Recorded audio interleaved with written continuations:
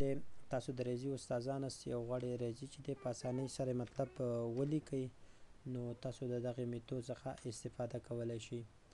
نو اسانه تخنیک دی، تاسو به راشئ چې دی یعنې مطلب همداسې لیکل هم کولی شئ، خو هغه به ډېره اوږده طریقه اوسېږي. نو تاسو سمپل راشئ الټ او مساوي ووهئ، تاسو ته چې دی اکویشن راځي، د اکویشن نه پس دلته تاسو چې دی ولیکئ، اکویشن مو شروع کړئ. چې کومه اکویشن تاسو لیکئ، معادله لیکئ، افاده لیکئ، هر څه چې لیکئ، نو په دې ترتیب باندې چې دی لکه قوس تقسیمي هغه علامو نه په کتې استفاده وکړئ.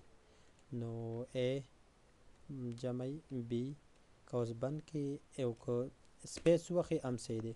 اوس د دې نه پس زه دلته چې دی راځم لیکم ماینس منفي، دلته بیا لیکم چې دی A جمع B دا رقم باندې او تقسیمی پر قوس شروع A منفي B قوس بند کې او سپیس. نو په دې رقم باندې چې دی که دا موږ هسې لیکو نو موږ ډېر زیات په عذابوي، نو په دې رقم اسانۍ که بیا هم څه ته ضرورت شو نو د پاس ځایونو تاسو استفاده کولی شئ.